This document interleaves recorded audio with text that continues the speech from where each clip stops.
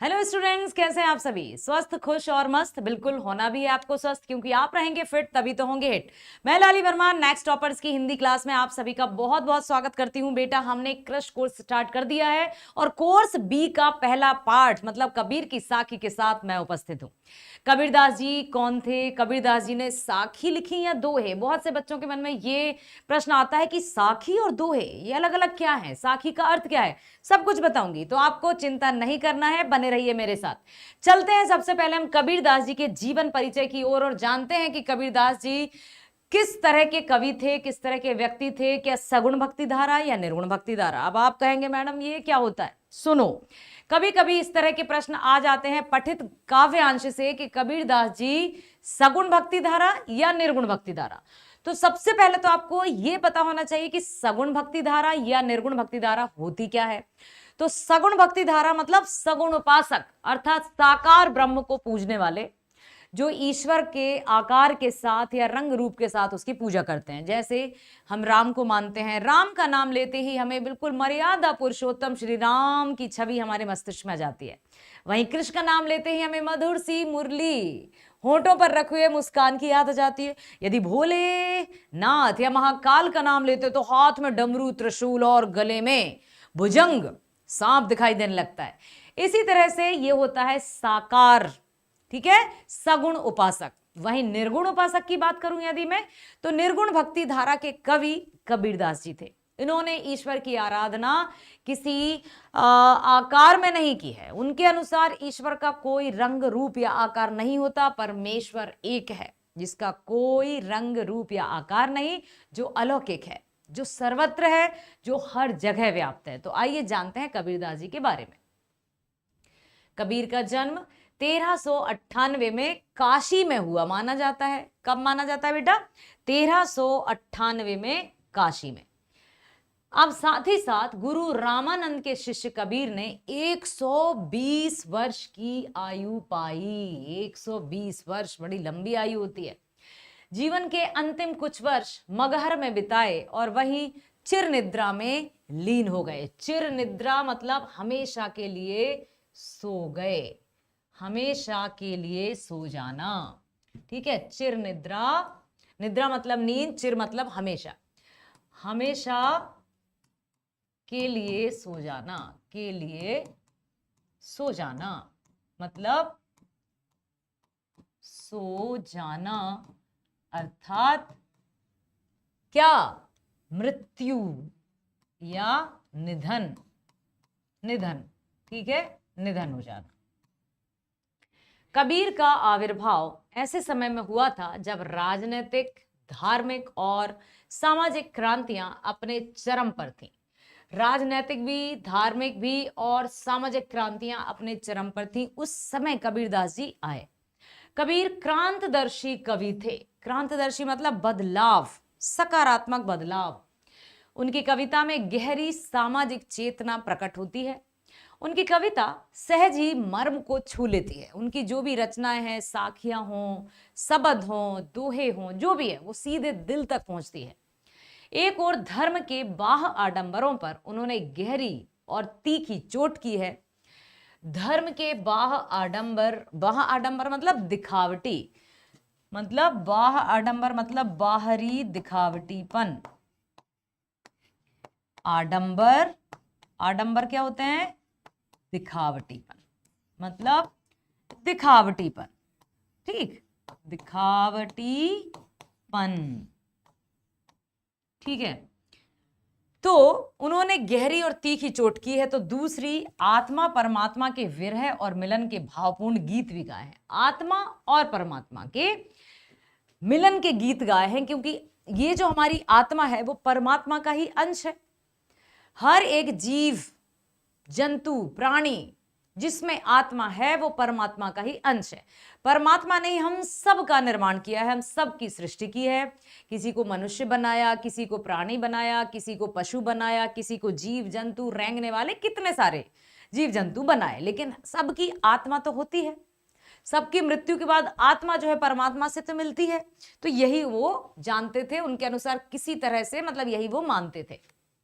कबीर शास्त्रीय ज्ञान की अपेक्षा अनुभव ज्ञान को अधिक महत्व देते थे। मतलब शास्त्रीय ज्ञान की अपेक्षा अनुभव ज्ञान को अधिक महत्व देते थे।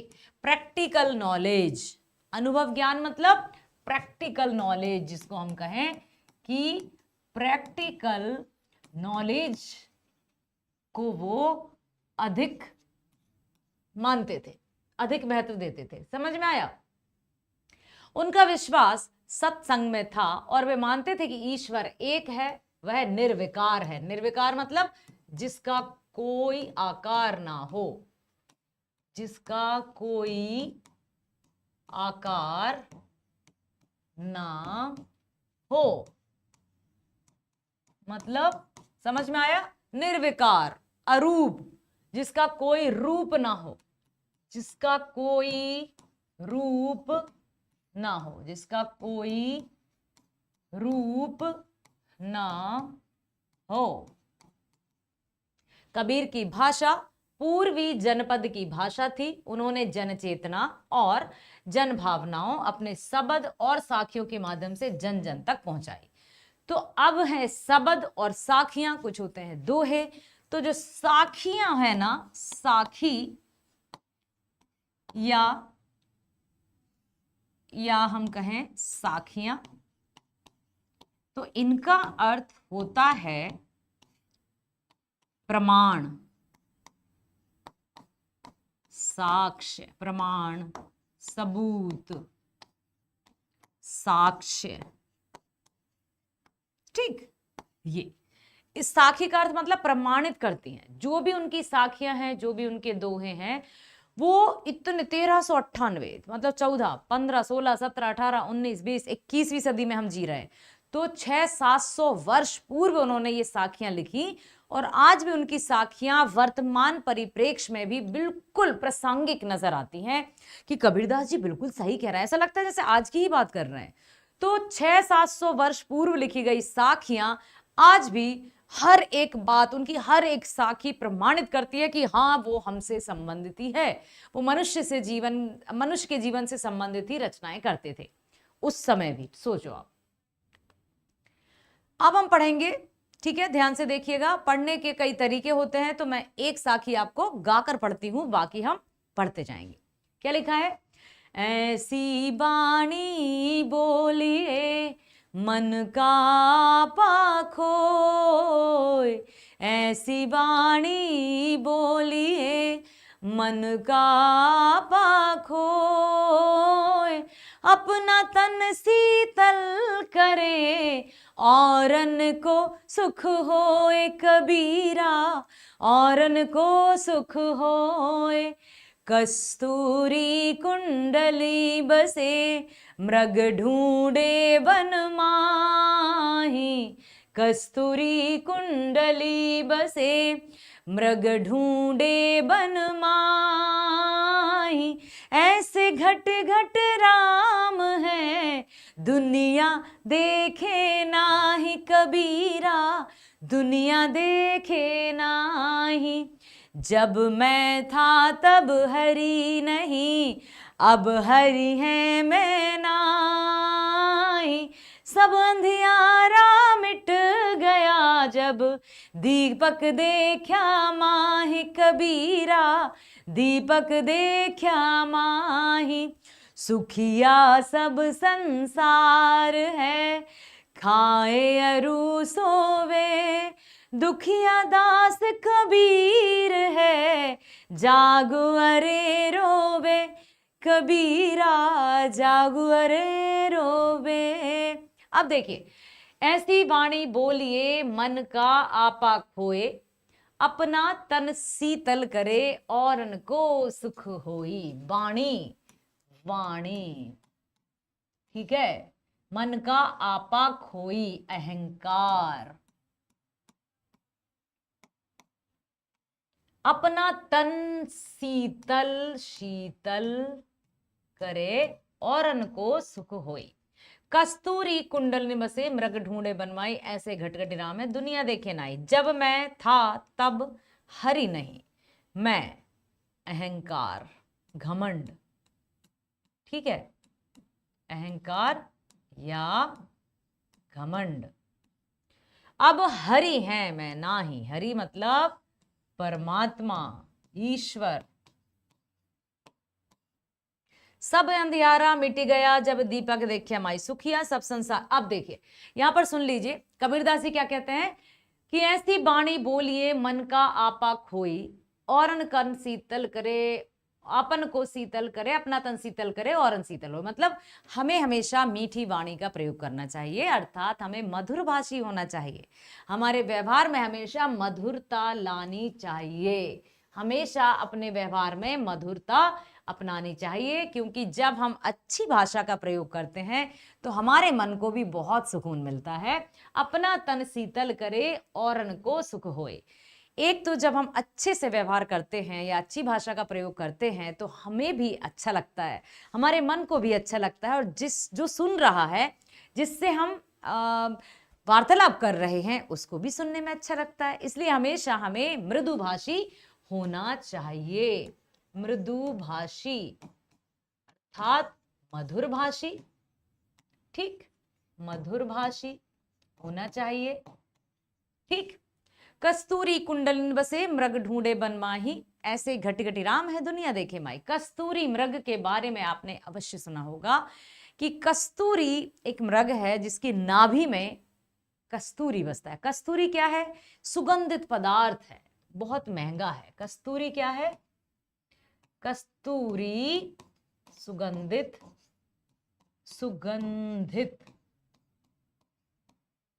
सुगंधित पदार्थ, काफी महंगा भी है, महंगा भी आता है। ठीक। कुंडलनी बसे, कस्तूरी कुंडली मतलब ये तो है इसका, और कुंडली मतलब नाभि। क्या होता है? नाभि, नाभि। ऐसे घटघटी राम है तो कस्तूरी नामक जो मृग रहता है, हिरण रहता है, उसकी नाभि में ही कस्तूरी नामक पदार्थ पाया जाता है, जिससे इत्र, ठीक है, और जिसको हम कहते हैं ना अगरबत्ती, धूप अगरबत्ती, इनमें भी इसको डाला जाता है। इत्र, परफ्यूम, ये सब रहते हैं। परफ्यूम जिसको आप कहते हैं, इत्र या परफ्यूम। ठीक, इसका निर्माण किया जाता है। तो मृग को या हिरण को नहीं पता है कि वो खुशबूदार सुगंधित पदार्थ उसी की नाभि में है, और उसको ढूंढने के लिए वो जंगल जंगल भटकता रहता है, यहां वहां भटकता रहता है। उसे नहीं पता कि वो तो मेरे ही अंदर है, कहीं भटकने की आवश्यकता नहीं। ठीक उसी प्रकार से ऐसे घटी घटी राम है दुनिया देखे ना है। इसी प्रकार से जो परमात्मा है ना, वो भी घट घट में बसते हैं, कण कण में बसते हैं। हर तरफ परमात्मा का ही वास है। सच्चे मन से उसका स्मरण तो कीजिए, वो आपकी आत्मा में ही विराजित है। उसको ढूंढने के लिए कहीं भी जाने की आवश्यकता नहीं है, दर दर भटकने की आवश्यकता नहीं है, कोई आडंबर पूजा यज्ञ हवन करवाने की आवश्यकता नहीं है। बस सच्चे मन से जब हम उस परमात्मा को याद करेंगे, सच्चे मन से हम उसका स्मरण करेंगे, तो वो हमारी आत्मा में ही विराजमान है। जैसे आपने वो सुना होगा, मोको कहाँ ढूंढे बंदे मैं तो तेरे पास में, ना मैं देवल ना मैं मस्जिद ना काबे कैलाश में, खोजी होए तो तुरत ही मिलूं पल भर की तलाश में। मोको कहाँ ढूंढे बंदे मैं तो तेरे पास में, ना तो कौने क्रिया कर्म में नहीं योग बैराग में, ना तो कौने क्रिया कर्म में नहीं योग बैराग में, खोजी होए तो तुरत ही मिलूं पल भर की तलाश में। मोको कहाँ ढूंढे बंदे मैं तो तेरे पास में। कहने का तात्पर्य कि परमात्मा हमसे यही कहता है कि मुझे ढूंढने के लिए तुम्हें कहीं भी जाने की आवश्यकता नहीं है, मैं तुम्हारे मन में ही हूं।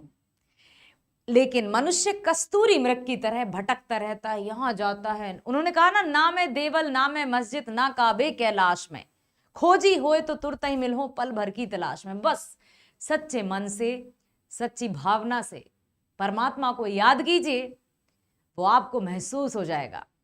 आपको रोम रोम जो है ना परमात्मा को मतलब परमात्मा का आभास होगा आपको कि हाँ, परमात्मा मेरे साथ है, कहीं भी भटकने की आवश्यकता नहीं है। लेकिन कब मिलेगा आपको, कब रहेगा वो आपकी आत्मा में? जब आपकी आत्मा शुद्ध होगी, जब हमारी आत्मा पवित्र होगी, जिसमें कोई छल, कपट, द्वेष, नफरत, ईर्ष्या ये नहीं होगा, तो वो हमारे आत्मा में ही विराजित होगा। जब मैं था तब हरि नहीं, अब हरि है मैं नाही, सब अंधियारा मिट गया, जब दीपक देखा माही। मतलब जब हमारे मन में अहंकार था, जब हमारे मन में अहंकार या घमंड था ना, तो जहां घमंड या अहंकार होगा वहां ईश्वर नहीं रहेंगे। लेकिन जैसे ही हमने अपने मन से अहंकार को टाटा बाय बाय कह दिया ना, तो बस ईश्वर हमारी मतलब परमात्मा हमारी आत्मा में है। और जब आत्मा में परमात्मा का निवास है तो वहां कोई भी बुरी भावनाएं मन में आ ही नहीं सकती। जब मैं था तब हरि नहीं, मतलब जब अहंकार था तब हरि नहीं थे, लेकिन अब हरि है मैं नहीं। और जैसे ही हमने अपने मन से अहंकार या घमंड को हटा दिया तो हमारे मन में परमात्मा का वास हो गया। सुखिया सब संसार है, खाए अरु सोवे, दुखिया दास कबीर है, जागू अरे रोवे। लोगों को क्या लगता है कि ये धन दौलत, रुपया, गाड़ी, पैसा, महल, अटारी, आहा हा, ये सब है ना तो मैं सुखी हूं, और आराम से पांव तान कर सो जाता है, चादर खींचकर सो जाता है। लेकिन सुखिया सब संसार है, खाए और सोवे, खाने को मिल गया 56 भोग, ये मिला वो मिला, खूब आराम किया, खूब ऐशो आराम किए और आराम से सो गया। लेकिन कबीरदास जी दुखी हैं, वो ये सोच सोच कर दुखी हैं, वो ये देख देख कर दुखी हैं कि ये मनुष्य जिसको हकीकत मान रहा है, जिसको सत्य मान रहा है, जिसको वास्तविकता मान रहा है, वास्तव में वो है ही नहीं। और तो छोड़िए वस्तु का, रुपए पैसे, गाड़ी, धन दौलत, इनकी तो छोड़िए, ये जो शरीर है ना ये भी हमारा नहीं है। समझ में आई बात? ये जो तन है हमारा ये भी हमारा नहीं है, मतलब ये मेरा नहीं है। मैं जो बोल रहा हूं या बोल रही हूं, क्या इस शरीर से आवाज आ रही है? यदि शरीर से आवाज आ रही होती तो आईने के सामने अपने आप को खड़ा कीजिए और बोलकर देखिए, क्या आईने से आवाज आ रही है? नहीं आती। मतलब शरीर दिख रहा है, ये हमारी छाया मात्र है। सिर्फ इस संसार के लिए ये हमारी पहचान है कि हाँ भाई ये जो चेहरा है वो लाली मैडम का चेहरा है, ठीक है। लेकिन वास्तव में तो ये तन भी हमारा नहीं है, हमारा तो कुछ भी नहीं है। इसलिए सच्चे मन से हमें परमात्मा में लीन रहना होगा। और लीन रहने के लिए स्पष्ट रूप से कहा है ना कि ये जरूरी नहीं है कि हम एक टांग पर खड़े होकर हमेशा तपस्या में लीन हो जाएं, बड़े बड़े बाल, रुद्राक्ष की माला धारण कर लें, तपस्वी का वेश बना लें और हम कहें कि हाँ अब तो मैं प्रभु का भक्त हूं। नो, सच्चे मन से उसका स्मरण कीजिए, वो आपके साथ है हमेशा हमेशा। क्योंकि ये शरीर मर सकता है, ये शरीर नष्ट हो सकता है, लेकिन ये आत्मा हमेशा अमर रहती है। और आत्मा किसका अंश है? परमात्मा का। तो जिस तरह से हम परमात्मा पर अटूट भरोसा रखेंगे, उसी तरह से हमें इस शरीर से मोह ना करते हुए परमात्मा से मोह करना है। कहने का तात्पर्य परमात्मा का ही स्मरण करना है। कभी कभी हमारे अपने परिजन इस दुनिया को छोड़कर चले जाते हैं, हम अपने आप को संभाल नहीं पाते हैं, रो रो कर बिलक बिलक कर हमारा बुरा हाल हो जाता है। लेकिन उस वक्त भी हमें अपने आप को संभालना होगा, बिल्कुल हिम्मत रखनी होगी कि ये शरीर यहां से गया है, आत्मा यही है, अमर है, वो हमें देख रहा है। भले ही हम उसको नहीं देख पा रहे हैं, लेकिन वो हमें देख भी रहा है और सुन भी रहा है, ठीक है। अब है अगली, विरह भुवंगम तन बसे, मंत्र न लागे कोई, राम वियोगी ना जिवे, जिवे तो बोरा होई, निंदक नेड़ा राखिए, आंगन कुटी बंधाई, बिन साबण पानी बिना, निर्मल करे सुभाई, पोथी पढ़ पढ़ जग मुवा, पंडित भया न कोई, एक आशिर पीव का, पढ़े सो पंडित होय, हम घर जाल्या अपना, लिया मुराड़ा हाथी, अब घर जालो तास काजे, चले हमारे साथी। अब देखिए कबीरदास जी इस साखी के माध्यम से क्या कहना चाहते हैं। विरह भुवंगम तन बसे, मंत्र न लागे कोई, राम वियोगी ना जिवे, जिवे तो बोरा होई। कहने का तात्पर्य है कि जब विरह की पीड़ा, विरह भुवंगम, विरह मतलब बिछड़ना, विरह मतलब बिछड़ना, जब आत्मा परमात्मा से बिछड़ जाता है, जब आत्मा परमात्मा से बिछड़ जाती है, बिछड़ या दूर, बिछड़ जाती है लिखते हैं, बिछड़ जाती है, तो उसकी वेदना या उसकी वेदना, वेदना मतलब क्या, दुख या पीड़ा, पीड़ा या दुख को कोई मंत्र या जाप, मंत्र या जाप मिटा नहीं सकता, नहीं सकता। समझ आया? क्या समझ आया? विरह भुवंगम तन बसे, मंत्र न लागे कोई, राम वियोगी ना जिवे, जिवे तो बोरा होई। कहने का तात्पर्य कि जब विरह नामक पीड़ा या वेदना जब मन में वास कर जाती है ना, तो वो एक सांप की तरह लिपट जाती है। जिस तरह से एक सांप लिपट जाए ना, तो अपने आप को कोई छुड़ा ही नहीं सकता है। विरह नामक पीड़ा इतनी खतरनाक हो जाती है कि परमात्मा से जब आत्मा दूर रहती है, जैसे हमें लग रहा है कि अरे वाह, मैं यहां हूं, मैं ये हूं, मैं वो हूं, मैंने ये किया, मैंने वो किया, लेकिन आत्मा हमारे शरीर में रहकर सुकून नहीं पाती है। हाँ, सुकून पा सकती है जबकि हम परमात्मा का ध्यान धरें, लेकिन हम इस भव सागर में, इस दुनिया में इस कदर लीन हो गए कि हमें लगता है यही सत्य है, जबकि ये तो सत्य है ही नहीं। पीड़ा होती है इस आत्मा को कि मुझे कब तक यहां रहना पड़ेगा, मैं कब जाकर अपने प्रेमी से मिलूं, कब जाकर अपने परमात्मा से मिलूं। तो आत्मा प्रेमिका, ठीक, परमात्मा प्रेमी, वो तब तक दुखी रहती है जब तक कि इस शरीर को त्याग कर परमात्मा से नहीं मिल जाती। और राम वियोगी ना जिवे, जिवे तो बोरा होई। राम से बिछड़कर, या कोई भी भक्त भगवान से बिछड़कर नहीं रह सकता, कोई भी प्रेमी प्रेमिका से बिछड़कर नहीं रह सकता, कोई भी आत्मा परमात्मा से बिछड़कर नहीं रह सकती। लेकिन यदि रहने के लिए मजबूर किया तो वो पूरा पागल सा हो जाता है, मतलब वो खुद को दूर रख ही नहीं सकता। इसलिए इस शरीर का ये जो है ना दिखावटी दुनिया है, इसका ज्यादा मोह नहीं करना है। जितना ज्यादा मोह करेंगे ना, उतना अधिक दुख होगा। आत्मा हमेशा अमर है, ये शरीर नश्वर है। नश्वर मतलब नाश होने वाला, नश्वर मतलब नष्ट होने वाला, नश्वर, नश्वर मतलब नष्ट होने वाला, नष्ट होने वाला। और शाश्वत मतलब हमेशा रहने वाला, शाश्वत मतलब हमेशा रहने वाला। तो शरीर कैसा है बेटा? नश्वर, मिटना ही है इसको, तो रहने वाला, ठीक।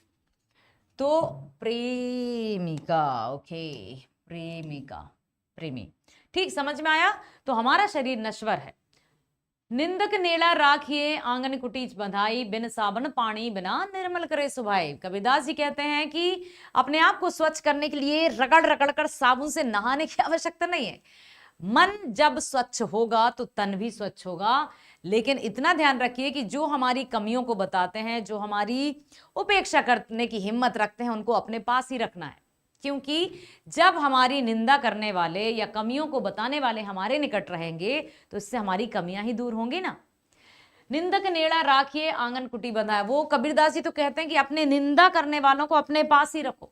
जैसे गाय को खूंटे में बांध देते हैं ना, वैसे ही उसका घर भी बिल्कुल अपने घर में ही बनवा लो, ताकि वो आपकी कमियां बताता रहे और आपकी कमियां दूर होती जाएं। फिर है पोथी पढ़ पढ़ जग मुआ, पंडित भया न कोई, एक ही आशिर पीव का पढ़े सो पंडित होई। बहुत लोग इतनी सारी किताबें पढ़ लेते हैं, बड़ी बड़ी पोथी पढ़ लेते हैं और कहते हैं भाई हम तो ज्ञानी हैं। जो भी ज्ञानी होता है वो कभी नहीं कहता कि मैं ज्ञानी हूं। सबसे पहली बात, वो कभी नहीं कहता कि मैं ये कर सकता हूं, मैंने ये किया है, वो किया है, क्योंकि जो जैसा होता है उसको बोलने की आवश्यकता नहीं होती। उसके कार्य, उसका व्यवहार, उसका चरित्र, उसका आचरण सब कुछ परिभाषित कर देता है। यदि कोई व्यक्ति समझदार है, यदि कोई व्यक्ति बुद्धिमान है, तो उसकी बोली से ही पता चल जाएगा कि हाँ ये व्यक्ति बुद्धिमान है। वो ये नहीं कहेगा मैं बहुत बुद्धिमान हूं, मैं बहुत समझदार हूं, मैं बहुत ज्ञानी हूं। Not needed. कहने का तात्पर्य कि जो जैसा होता है उसके व्यवहार से, उसके आचरण से, उसके चाल चलन से सब कुछ समझ में आ जाता है कि वो व्यक्ति किस कैटेगरी का है, कौन सी श्रेणी का है। तो पोथी पढ़ पढ़ जग मुआ, पंडित भया ना कोई। कितने लोगों ने, दुनिया में असंख्य लोग आए जिन्होंने मोटी मोटे ग्रंथ पढ़े, मोटी मोटी पोथियां पढ़ी, लेकिन क्या वो ज्ञानी कहलाए? नहीं। पंडित का अर्थ यहां क्या है बेटा? पंडित मतलब ज्ञानी। एक ही आशिर पीव का अक्षर, यदि परमात्मा या प्रेम का एक अक्षर पढ़ लिया, एक अक्षर पढ़ने का मतलब प्रेम के सही अर्थ को यदि हम समझ गए, तो ये दुनिया में बातचीत, झगड़े, ये सब कुछ, मन मुटाव सब खत्म हो जाएगा। जिसने प्रेम की परिभाषा को समझ लिया तो ये सारे झगड़े ही खत्म हो जाएंगे। कहने को हम ये पढ़ रहे हैं, हमने ये पढ़ा है, हमने ये किया है, और किसी से प्रेम या मधुर भाषा बोलते नहीं है, तो ऐसे में क्या माने कि वो कितना ज्ञानी है। हम घर जालिया आपना लिया मुराड़ा हाथी, अब घर जालो तास काजे चले हमारे साथ। कबीरदास जी अंतिम साखी में कहते हैं कि मैंने अपने घर, मतलब मन में जो क्या था, जलन की भावना, ईर्ष्या की भावना, द्वेष की भावना मेरे मन में घर कर लिया था। मैंने अहंकार रूपी घर को कैसे बुझा दिया? ज्ञान रूपी प्रकाश से। ज्ञान रूपी प्रकाश की मशाल जलाकर मैंने अपने मन रूपी घर में पल रहे अहंकार रूपी घर को जला दिया। ठीक है। अंधकार क्या है? अज्ञान से क्या आता है? अहंकार। तो अज्ञान रूपी अहंकार के घर को जला दिया, किससे? ज्ञान रूपी प्रकाश की मशाल लेकर। ये बताना चाहते हैं, ध्यान से सुन लीजिए, मैं बार बार आपको बता रही हूं, ये पूछा जा सकता है। हम घर जालिया आपना लिया मुराड़ा हाथी, अब घर जालियो तास काजे चले हमारे साथी। हमने तो अपना अज्ञान रूपी, अंधकार रूपी घर, अज्ञान रूपी घर जला दिया है। किससे? ज्ञान रूपी प्रकाश से। यदि आप भी अब घर जालियो तास काजे चले हमारे साथ, यदि आप भी अपने मन के अहंकार रूपी घर को जलाना चाहते हैं, यदि आप भी अपने मन से अज्ञान रूपी अंधकार को या उस अहंकार को जलाना चाहते हैं, तो आ जाओ हमारे साथ चलो, कबीरदास जी कहते हैं। ठीक, चलिए अब देखिए, मान लीजिए अभी कभी आ जाए आपको कि प्रस्तुत साखी की सप्रसंग व्याख्या कीजिए। कोई भी साखी आ जाए तो प्रसंग किस तरह से लिखेंगे? प्रस्तुत साखी हमारी हिंदी पाठ्य पुस्तक स्पर्श से ली गई है। इस साखी के कवि कबीरदास जी हैं।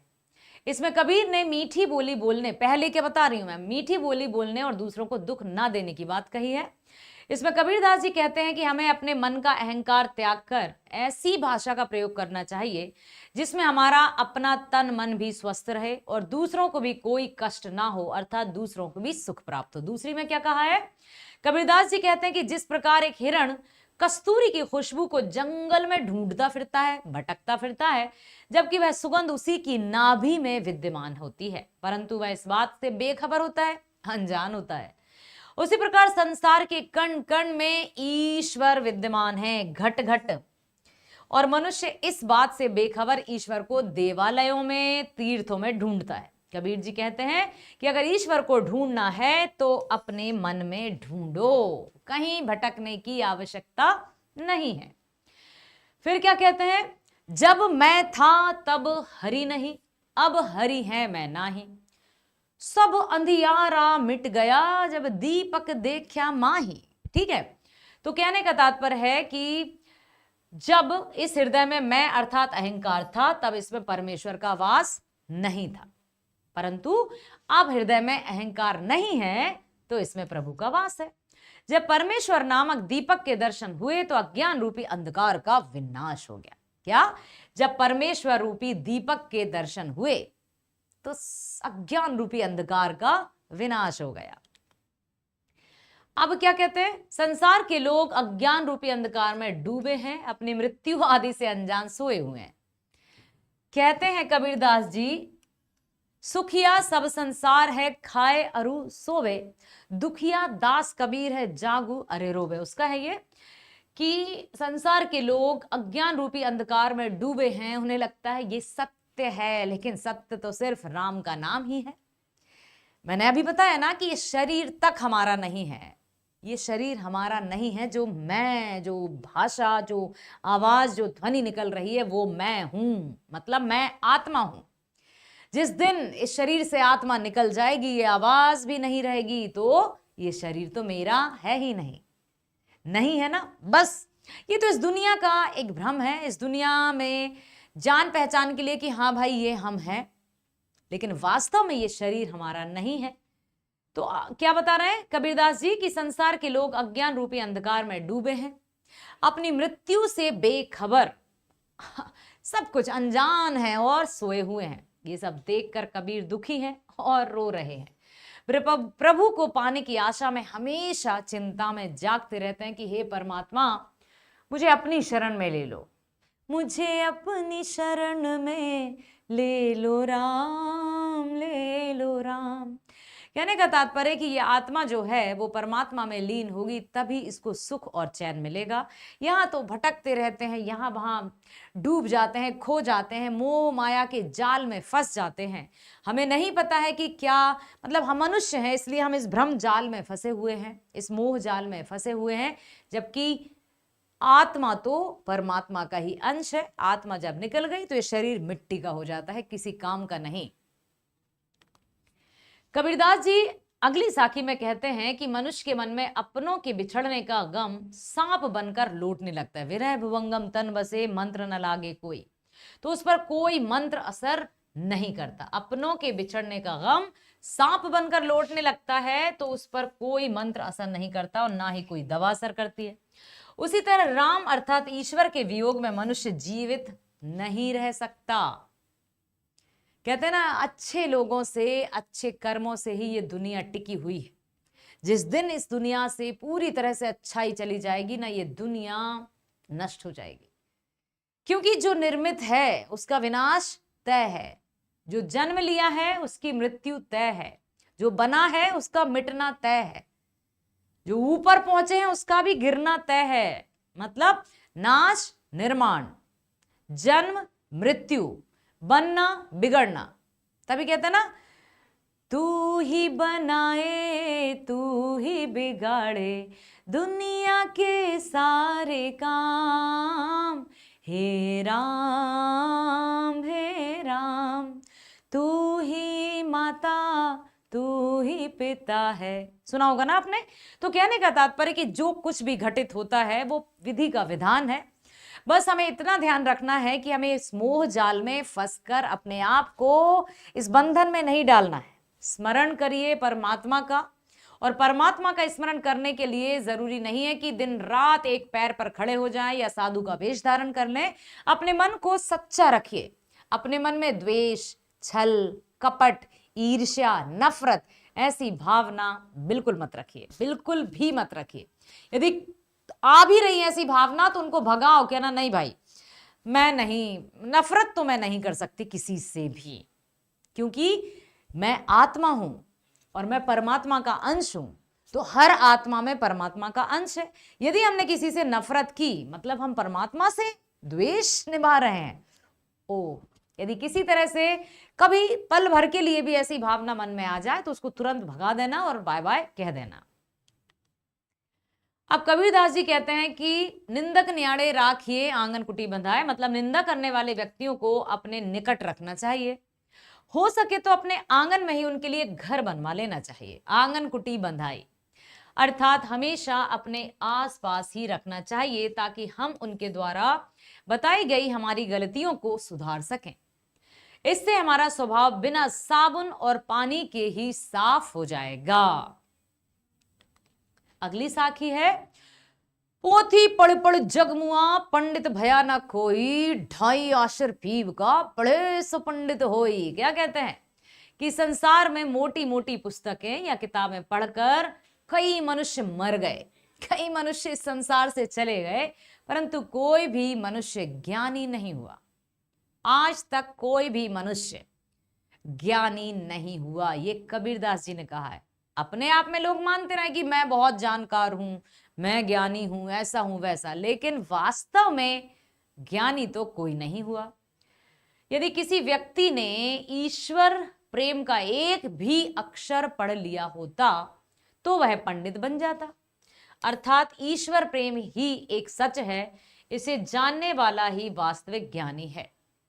ठीक है, 9वीं कक्षा कोर्स ए में है, ज्ञानी है तो स्वयं को जान, वही है साहिब से पहचान। ये कबीरदास ललित देव का है ना।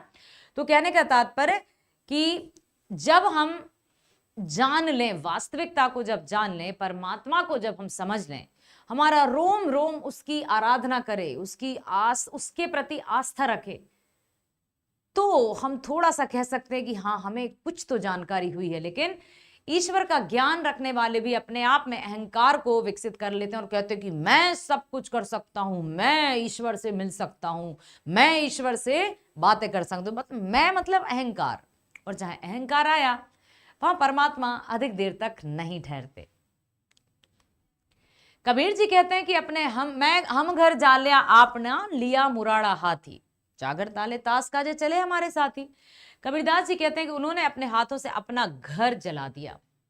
घर जला दिया अर्थात उन्होंने मोह माया रूपी घर को ज्ञान प्राप्त करके जला लिया, जलाकर ज्ञान प्राप्त कर लिया।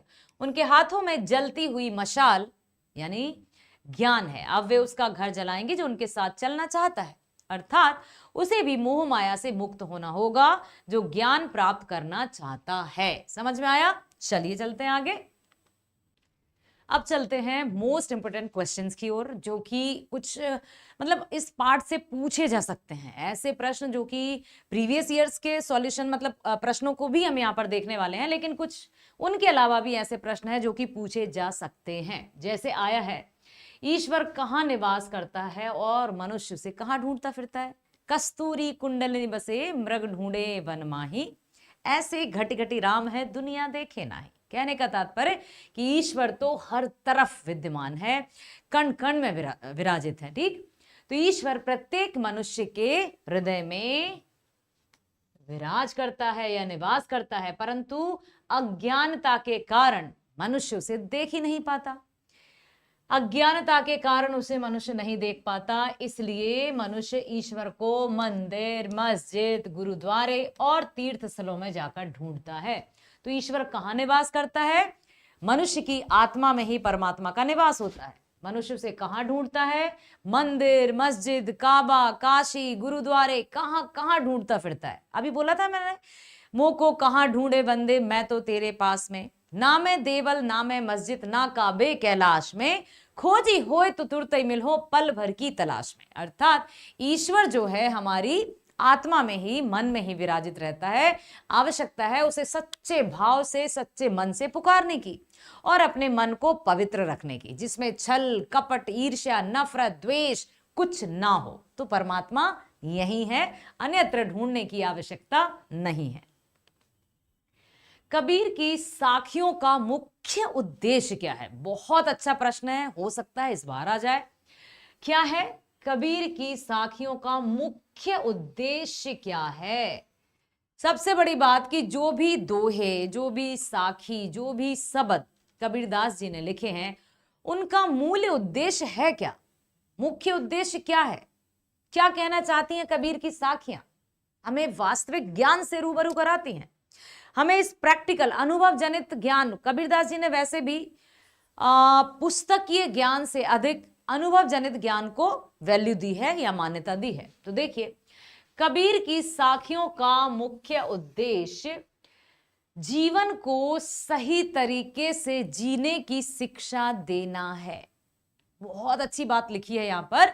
कबीरदास जी की साखियों का मुख्य उद्देश्य जीवन जीने को सही तरीके से जीने की शिक्षा है। जीवन को सही तरीके से जीने की शिक्षा देना है। क्या उद्देश्य है? जीवन को सही तरीके से जीने की शिक्षा देना है, कि जीवन को कैसे जीना चाहिए, उसकी शिक्षा ही तो देती हैं कबीर की साखियां, कि ऐसा नहीं करना चाहिए, हमेशा मीठी वाणी बोलना चाहिए, परमात्मा पर ध्यान रखना है, प्रेम की भावना मन में लाना है, अपने मन में अहंकार को नहीं बसाना है। तो क्या करती हैं साखियां? उनकी साखियां में जीवन जीने का संदेश ही तो देती है। तो कबीर की साखियों का मुख्य उद्देश्य जीवन को सही तरीके से जीने की शिक्षा देना है। याद रखना इस पंक्ति को। कबीर ने इन साखियों में अपने प्रत्यक्ष ज्ञान का संकलन किया है। जो भी उन्होंने अनुभव किया अपने, मतलब ये जो प्रैक्टिकल लाइफ है ना, अनुभव जो हम जीते हैं ना, जो हमारा जीवन है, उसको उन्होंने जीकर जो अनुभव किया उसी के आधार पर ये साखियां लिखी। और मनुष्य चाहे हजारों वर्ष पुरानी बात करें या आज की बात करें या हजारों वर्ष बाद की बात करें, हजारों वर्ष बाद हमें नहीं पता कि होगा कि नहीं, लेकिन जो हो चुका है वो तो दिया है ना इतिहास में। कबीरदास जी का जन्म 1398, अभी से 600-700 वर्ष पूर्व की ये बातें हैं। तो जो उन्होंने महसूस किया, जो उनको लगा, अनुभव उन्होंने जो किया, उसी पर आधारित ये साखियां लिखी उन्होंने। तो कबीर ने इन साखियों में अपने प्रत्यक्ष ज्ञान का संकलन किया है। प्रत्यक्ष ज्ञान का संकलन मतलब जो भी उन्होंने महसूस किया उनको ही इन साखियों के माध्यम से पिरो दिया, रचना कर दी, और हम सब के लिए यहाँ पर एक बहुत ही अच्छे से वो ज्ञान छोड़ गए, जिससे मनुष्य जीवन के आदर्श मूल्यों को सीख सकता है। इनमें कबीर ने आडंबरों पर गहरी चोट की है और जीवन वास्तविक उद्देश्य यानी ईश्वर को जानने पर ध्यान दिया है। उन्होंने क्या कहा है कि ये जो मोह माया रूपी दुनिया है, इसमें ज्यादा अपने आप को डुबोना नहीं है। ये जो मोह नामक शब्द है ना, इसको तो बिल्कुल भी स्थान नहीं देना है। मोह को अपने मन में कभी ना बसाएं। प्रेम करना ही है तो परमात्मा से करें। तुलसीदास जी की कथा आपने सुनी होगी कि तुलसीदास जी की पत्नी का भी नाम याद नहीं आ रहा मुझे, वो अपनी पत्नी से इतना प्रेम करते थे, इतना प्रेम करते थे कि वो एक बार मायके चली गई। ठीक है, तो तुलसीदास जी भी उनके पीछे पीछे चले गए। अब पहले जो 2 मंजिला अटारी कहते थे उनको, 1-2 मंजिला जो बिल्डिंग्स रहती थी उनको अटारी कहते थे। अब उन्होंने देखा कि पत्नी दूसरी मंजिल पर है, तो उन्हें लगा ये रस्सी लटक रही है और वो सांप था। वो सांप को पकड़कर चढ़ गए और जब देखा कि बाप रे ये तो सांप है, तो पत्नी जी ने उनसे कहा कि जितना प्रेम तुम मुझसे करते हो ना, उतना प्रेम यदि तुम परमात्मा से करो तो तुम्हारा जीवन सफल हो जाए। बस वही बात जो थी साधारण से व्यक्ति को महान व्यक्ति बनाकर छोड़ गई। कहने का तात्पर्य कि उनकी पत्नी ने कहा कि आप सांप को पकड़ कर आए हैं, यदि ये जहरीला सांप आपको डस लेता तो क्या होता? जरा सोच समझकर अपनी बुद्धि का तो इस्तेमाल करते। उन्होंने अपने लहजे में या अपने तरीके से जो भी बातें कही कि जितना प्रेम या जितना लगाव या जितना मोह तुम मुझसे करते हो, उतना ही यदि परमात्मा से करो तो तुम्हारा जीवन सफल हो जाए। तुलसीदास जी ने वही बात गांठ बांध ली और अपने राम के प्रति पूरी तरह से समर्पित हो गए। और आपको पता ही है कि हिंदू धर्म का पवित्र ग्रंथ रामचरितमानस, जिसकी रचना गोस्वामी तुलसीदास जी ने की है। ठीक है, तो कहने का तात्पर्य कि मोह को अपने मन में स्थान नहीं देना है। मोह जो है ना हमारी बुद्धि को अपने वश में कर लेता है, फिर हम बुद्धि या विवेक से कार्य ही नहीं करते, हम उसी में खोए रहते हैं जिससे हम मोह करते हैं। नो, माना हमें कोई व्यक्ति वस्तु पसंद है, बिल्कुल होनी ही चाहिए, लेकिन परमात्मा और आत्मा एक ही है, तो परमात्मा से भी प्रेम कीजिए। जब आप परमात्मा से प्रेम करेंगे या जब हम परमात्मा से प्रेम करेंगे तो वो हमें सही राह दिखाएगा। और जब हम परमात्मा के निकट रहते तो हम गुमराह नहीं होते, हम दिग्भ्रमित नहीं होते, हम दिशा से भटकते नहीं है। ठीक है बेटा, तो जिससे मनुष्य जीवन के आदर्श मूल्य को सीख सकता है। मतलब कबीर ने इन साखियों में अपने प्रत्यक्ष ज्ञान का संकलन किया है, जिससे मनुष्य जीवन के आदर्श मूल्यों को सीख सकता है। इनमें कबीर ने आडंबरों पर मतलब दिखावटीपन पर गहरी चोट की है और जीवन का वास्तविक उद्देश्य यानी ईश्वर को जानने पर ही ध्यान दिया है। कबीर की साखियों की भाषा की विशेषता स्पष्ट कीजिए कि साखियों की भाषा किस तरह की है। क्या साखियों की जो भाषा है उसमें कबीरदास जी ने बड़े बड़े से क्लिष्ट शब्दों का प्रयोग किया है? नहीं तो कौन सी भाषा है? कबीरदास जी की साखियों की भाषा जन जन की भाषा है जो आसानी से समझ में आ जाए। जन जन मतलब उस समय की यदि हम बात करें तो जो सामान्य बोलचाल की भाषा थी वही कबीरदास जी की साखियों की भाषा है। कहीं पंचमेल खिचड़ी उनकी जो भाषा थी ना, कबीर की जो भाषा थी, कबीरदास जी की भाषा को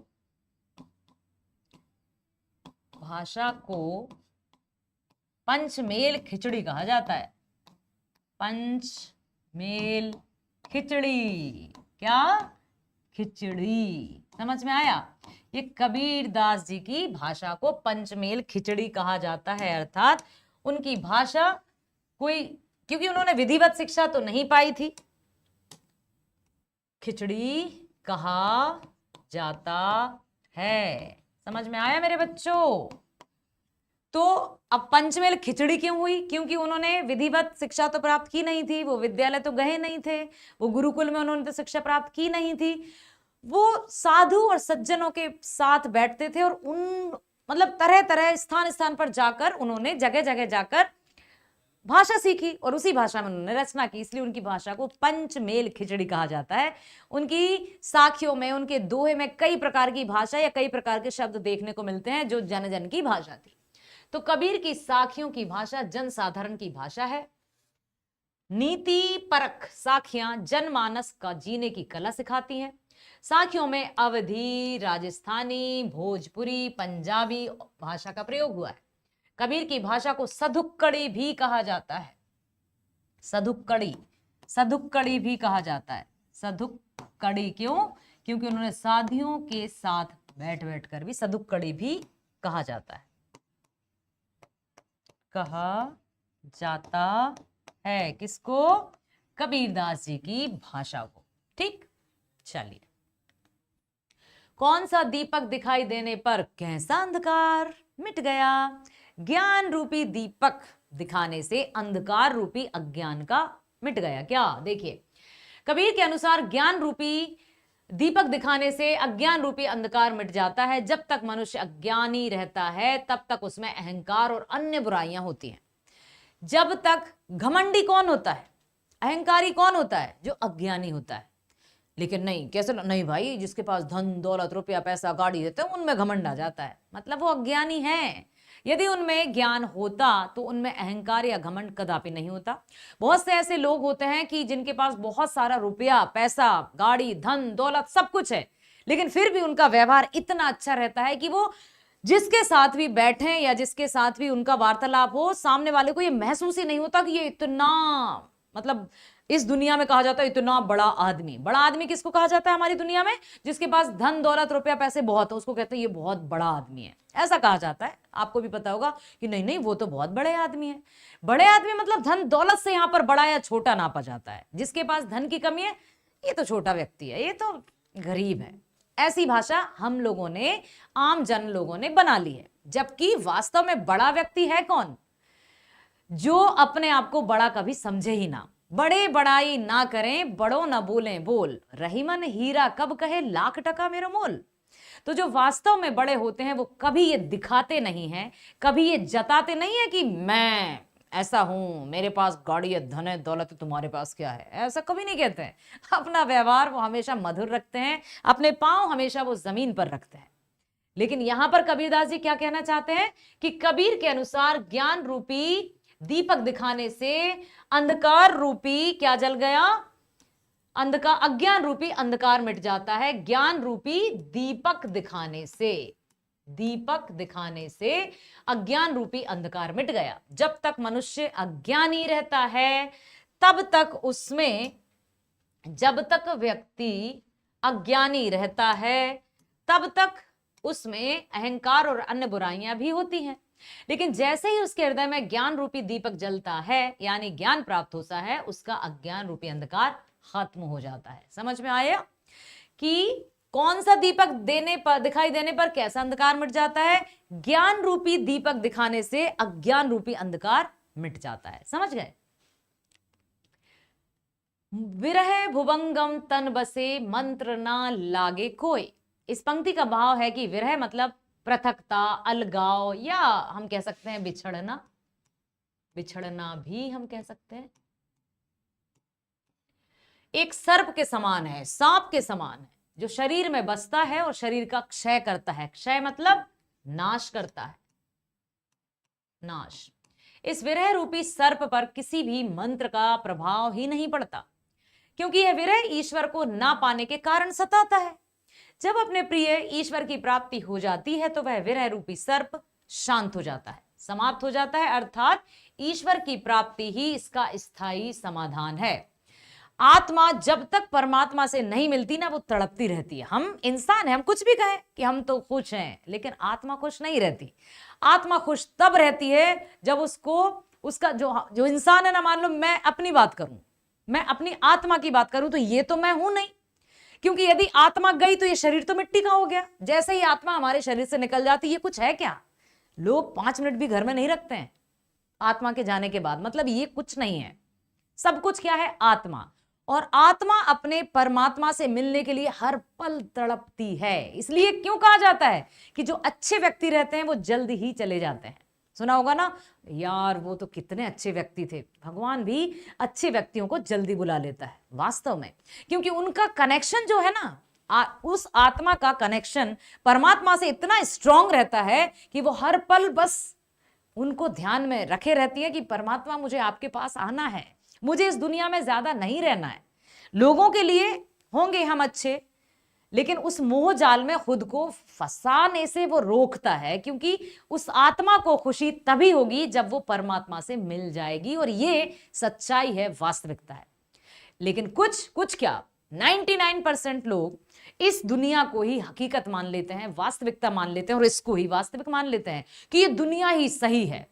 धन दौलत रुपया कमाते रहते और कमा के धन दौलत रुपया कमाए और अपने आप को स्वयं परमात्मा समझने लगते हैं कि अरे मैं कर सकता हूं, कौन क्या कर सकता है, मैं देखता हूं। जहां मैं आया वहां अहंकार आया। समझ रहे हैं बेटा? तो कहने का तात्पर्य कि ईश्वर या परमात्मा को पाकर ही आत्मा को खुशी मिलती है, आत्मा को संतुष्टि मिलती है। हम चाहे व्यक्ति रूप में हम कुछ भी कहें, लेकिन आत्मा हमेशा तड़पती है अपने परमात्मा से मिलकर। मतलब ये है प्रेमिका, वो है प्रेमी।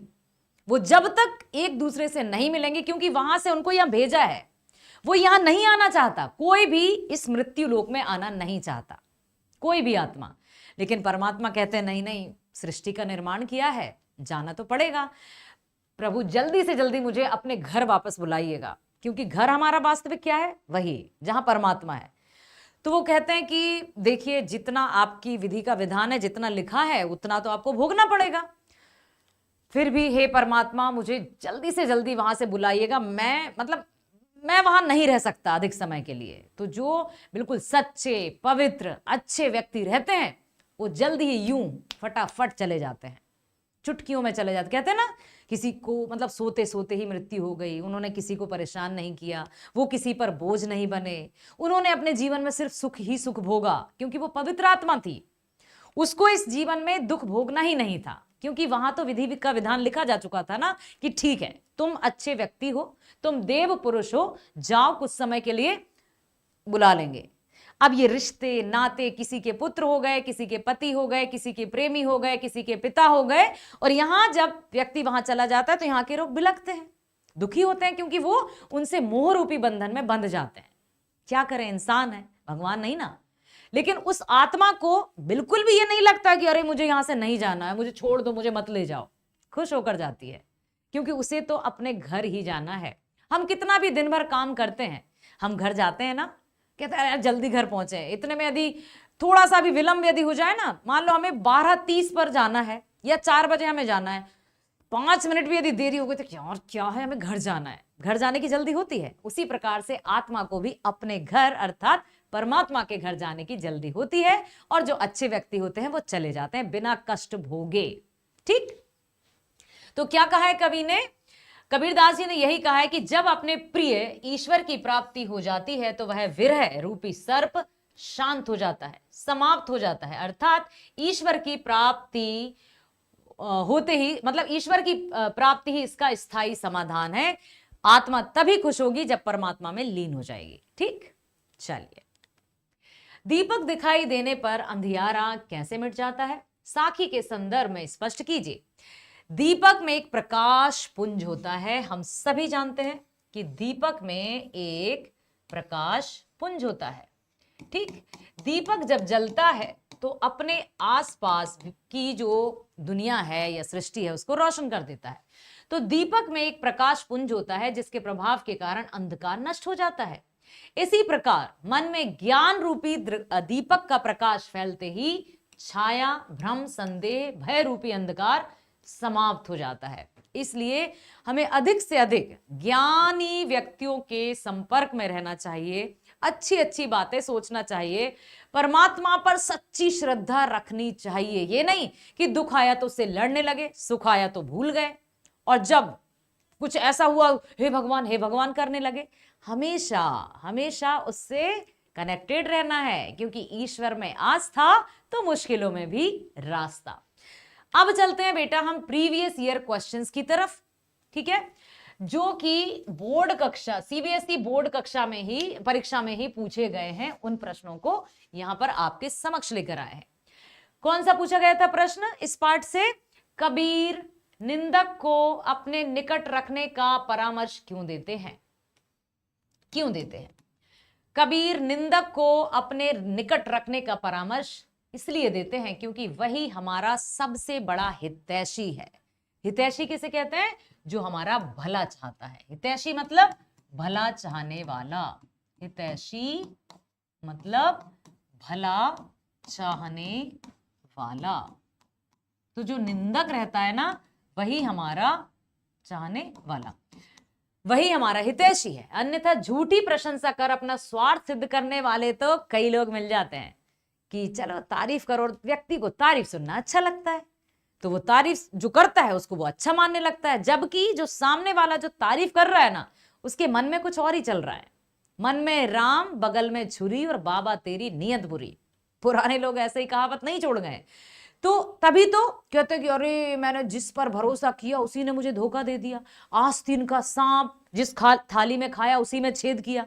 ये कहां से आई कहावतें? क्योंकि ऐसा हुआ है। विश्वास लोग किस पर करने लगते हैं? जो उनकी तारीफ करता है, जो उनकी प्रशंसा करता है, जो उनकी वाहवाही करता है। अरे ये तो बहुत अच्छे, और पूरी अपनी मन की बातें खोलकर उन्हें बता दी, एक एक चीज सामने वाले को बता दी। अब उसको आपके सीक्रेट्स पता चल गए। वो तो यूं ही मतलब साध रहा था ना, स्वार्थ साध रहा था, उसके मन में तो भलाई थी ही नहीं। और जब कुछ भी ऐसी बात हुई तो वो आपकी टांग खींचकर आपको गिरा देगा और खुद आगे बढ़ जाएगा। ये होते हैं प्रशंसा करने वाले, चापलूसी करने वाले, मुंह पर तारीफ करने वाले। लेकिन जो मुंह पर यदि आपकी निंदा कर रहा है, आपकी कमियों को बता रहा है, तो सैल्यूट है उसे कि उसमें इतना दम है कि वो सच्चाई बयां कर सकता है, चाहे भले ही हम उसको बुरा कहें या भला। तो कबीरदास जी ने क्या कहा कि जो आपकी निंदा करे, जो हमारी कमियों को हमें बताए, उसके चरण पकड़ लो, मतलब उसको अपने पास रख लो। ऐसे व्यक्ति दुनिया में बहुत कम मिलते हैं।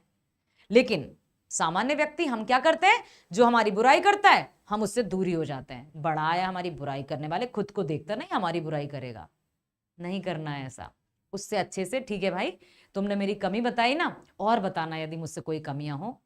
ठीक है, तो कबीरदास जी क्या कहते हैं? निंदक नेड़ा राखिए आंगन कुटी बंधाए, बिन पानी साबुन बिना निर्मल करे सुभाए। निंदा करने वाले व्यक्तियों को अपने पास रखिए, क्योंकि वो आपको इतना स्वच्छ बना देगा कि बिना साबुन पानी के भी आप पवित्र हो जाएंगे। ठीक, तो कबीर निंदक को अपने निकट रखने का परामर्श देते हैं, क्योंकि वही हमारा सबसे बड़ा हितैषी है। अन्यथा झूठी प्रशंसा करके अपना स्वार्थ सिद्ध करने वाले तो अनेक लोग मिल जाते हैं। निंदक बुराइयों को दूर कर सद्गुणों को अपनाने में सहायक सिद्ध होता है। जो निंदक रहता है वो अपनी बुराइयों को दूर करके हमें क्या करता है? जो निंदक रहता है ना, वो बुराइयों को दूर कर सद्गुणों को अपनाने में सहायक होता है। निंदक की आलोचना को सुनकर आत्मनिरीक्षण कर शुद्ध एवं निर्मल आचरण करने में सहायता मिलती है। यदि हमारी कमियां किसी ने हमें बताई तो फिर हम उसको सेल्फ असेस भी करेंगे, खुद भी देखेंगे, सही कह रहा था। बाकी लोग तो वाहवाही कर रहे थे, लेकिन एक व्यक्ति था जिसने कहा कि नहीं, तुमने जो बात कही थी या तुम उस समय जो कार्य कर रहे थे वो सही नहीं था, उसको पॉलिश करना पड़ेगा। तो हम अपने आप को निखार सकते हैं। यदि हमें अपनी कोई कमियां बता रहा है तो उसका वेलकम कीजिए, उसको अपने पास ही रखिए, ताकि हमें जितनी भी कमी है वो और दूर होती जाए। निंदक हमारे सबसे अच्छे हितैषी होते हैं। उनके द्वारा बताए गए त्रुटियों को, त्रुटि मतलब जो भी गलतियां हैं उनको बताकर भूल, त्रुटि, गलती दूर करके हम अपने स्वभाव को निर्मल बना सकते हैं, पवित्र बना सकते हैं। और कौन सा पूछा गया प्रीवियस ईयर क्वेश्चंस में, मतलब बोर्ड परीक्षा में, और इस पार्ट से क्या पूछा गया? कबीर की साखी के आधार पर लिखिए कि ईश्वर वस्तुतः कहां है, हम उसे कहां और हम उसे क्यों नहीं देख पाते। उन्होंने क्या कहा? ऐसे घटी घटी राम है दुनिया देखे माही, कस्तूरी कुंडल निबसे मृग ढूंढे वन माही। हम उस मृग की तरह पागल होकर यहां वहां भटकते रहते हैं। जैसे मृग है या हिरण की नाभि में ही बहुत सुगंधित पदार्थ रहता है, लेकिन वो खुशबू ढूंढने के लिए उस वस्तु को जंगल जंगल भटकता रहता है, इधर उधर भटकता रहता है, उसे नहीं पता कि वो मेरे ही अंदर है। ठीक हम भी, मनुष्य भी ईश्वर को पाने के लिए कहां कहां जा रहे हैं, काशी जा रहे हैं, काबा जा रहे हैं, कैलाश जा रहे हैं, मंदिर जा रहे हैं, मस्जिद जा रहे हैं, गुरुद्वारे जा रहे हैं, कहां कहां जा रहे हैं, लेकिन क्या भगवान वहां मिल जाएगा आपको? पवित्रता हमारे मन में होनी चाहिए, तो हमारे आत्मा में ही परमात्मा का निवास होता है। ठीक है, ईश्वर हृदय में है, हर प्राणी में है, ईश्वर कण कण में व्याप्त है। तभी तो कहते हैं जो प्राणी, जिसमें प्राण है वो प्राणी, और जिसमें प्राण है वो प्राणी, और प्राणी है तो आत्मा, और आत्मा है तो परमात्मा। तो हर एक प्राणी के साथ, हर एक व्यक्ति के साथ, हर एक जीव जंतु के साथ हमें अच्छा व्यवहार करना है। क्यों? क्योंकि वो भी एक आत्मा है और वो आत्मा भी परमात्मा का ही अंश है। यदि हम किसी से बुरा बर्ताव करेंगे, इनडायरेक्टली या अप्रत्यक्ष रूप से हम ईश्वर को ही अपना शत्रु बना लेंगे। ठीक है, इसलिए उन्होंने क्यों कहा कि प्रेमी ढूंढत, मतलब प्रेम ढाई अशर पीब का पढ़े सो पंडित हो। जब हम अपने मन में प्रेम और सद्भावना रखेंगे तो सब तरफ अच्छा ही अच्छा होगा। अब उन्होंने कहा कि हर जगह व्याप्त है पर हम उसे देख नहीं पाते। क्यों? क्योंकि मनुष्य अहंकारी, अहंकारी मतलब घमंडी, अज्ञानी, अविश्वासी है। सबसे बड़ा जो दुश्मन है वो अहंकार है, घमंड है। अहंकार आया तो अज्ञान आ गया, अज्ञान आया तो अविश्वास आ गया, किसी पर विश्वास ही नहीं कर रहे हैं। क्यों? क्योंकि मूर्खता बसी है ना, किताबें बहुत सारी पढ़ी हैं, डिग्रीज बहुत सारी, लेकिन फिर भी अज्ञानी। ठीक, स्वयं को इस संसार में महत्वपूर्ण मानता है, उसको लगता है कि मैं हूं तो कोई है ही नहीं, और उस पर यदि धन दौलत और हो फिर तो वो किसी को कुछ सोचता ही नहीं है। जिनके पास धन दौलत नहीं है उनको कीड़े मकोड़ों की तरह समझता है व्यक्ति, सबसे बड़ी अज्ञानता। वह ईश्वर को मंदिरों, मस्जिदों आदि तीर्थ स्थलों में ढूंढता है और बाह्य आडंबर द्वारा जो दिखावटीपन नहीं होते उनको करता रहता है, और ईश्वर को प्राप्त करने का प्रयास करता है पर सफल नहीं होता। रावण को याद कीजिए, रावण को, रावण बहुत बड़ी सी शिवलिंग लेकर जाता ना कि मैं अपने घर में, अपनी सोने की लंका में रखूंगा महादेव को। यहां कहां, उसका अहंकार था कि अब तो शिव जी मेरे घर में है, अब तो मैं इनसे जो मांगूंगा वो मुझे मिलेगा, 10 दिशाओं पर राज करूंगा। इतना ज्ञानी, इतना विद्वान, इतना महापंडित, बहुत बड़ा ज्ञानी था बेटा, वास्तव में बहुत बड़ा ज्ञानी था, लेकिन सबसे बड़ी कमी थी उसमें अहंकार की। यदि उसमें अहंकार या घमंड नहीं होता तो मजाल उसकी कि कोई भी उसकी मृत्यु कर सकता था या मार सकता था, उसका अहंकार ही उसे ले डुबा। ठीक है, समझ में आया?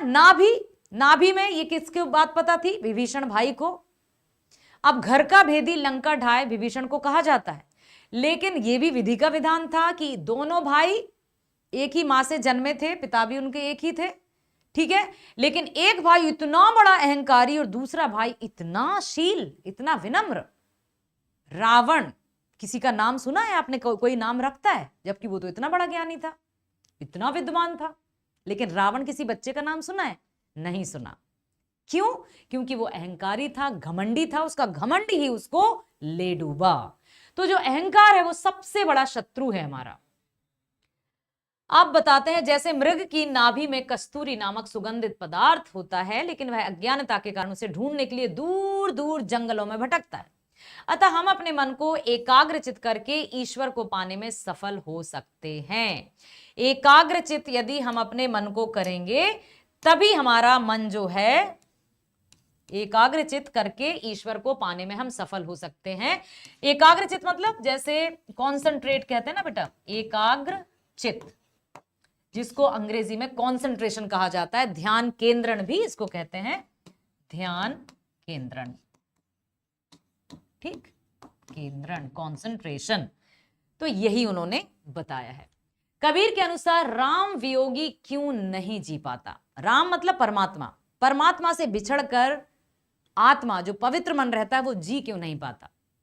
देखो, राम वियोगी वह होता है जो राम से अलग रहकर तड़पता है, वह परमात्मा से वियोग की दशा को सह ही नहीं पाता, क्योंकि उसका अस्तित्व वो परमात्मा में ही जानता है। और ऐसे बहुत से संत महात्मा वास्तव में आए हैं जो सच्चे थे, जैसे सुखिया सब संसार है खाए अरु सोवे, दुखिया दास कबीर है जागू अरे रोवे। कबीरदास जी एक ऐसे ही संत थे, तुलसीदास जी एक ऐसे ही संत थे जिन्हें मनुष्य योनि में रहकर भी परमात्मा के साक्षात दर्शन हुए। रामकृष्ण, श्री रामकृष्ण परमहंस के बारे में आपने सुना होगा, स्वामी विवेकानंद जी के जो गुरुजी थे, उन्होंने भी साक्षात महाकाली के दर्शन किए। तो इंसान होकर यदि इस मृत्यु लोक पर परमात्मा के दर्शन हो जाएं तो वो तो एक सच्ची आत्मा है ना, जो हमेशा अपने आप को कनेक्ट करे रहती है परमात्मा से। तो यहां बताया है कि राम वियोगी, वियोगी मतलब बिछड़ने वाला, कौन होता है? वह होता है जो राम से रहकर दूर रहकर तड़पता है, वह परमात्मा से वियोग की दशा सह ही नहीं पाता, इसलिए उसको जाना ही है, बस अपने घर जाना है। पोथी पढ़ पढ़ कर भी ज्ञान प्राप्त ना होने से कबीर का क्या तात्पर्य है? बहुत अच्छा प्रश्न है, ये प्रीवियस ईयर्स पूछा गया था, पिछले साल के ही ये पेपर है, मतलब 4-5 सालों के। तो अब ये जो प्रश्न है वास्तव में बहुत बहुत इंपॉर्टेंट है कि पोथी पढ़ पढ़ कर भी ज्ञान प्राप्त ना होने से कबीर का तात्पर्य है कि पुस्तकों के पढ़ने मात्र, केवल पुस्तकीय ज्ञान ही सफिशिएंट नहीं है। मतलब पुस्तक पढ़ने से ही या पुस्तक मात्र से ही कोई व्यक्ति पंडित या ज्ञानी नहीं बन जाता। पुस्तकों को पढ़ते पढ़ते संसार के लोग, कितने सारे लोग इस दुनिया को छोड़कर चले गए, लेकिन क्या उन सबको याद किया जाता है? नहीं किया जाता।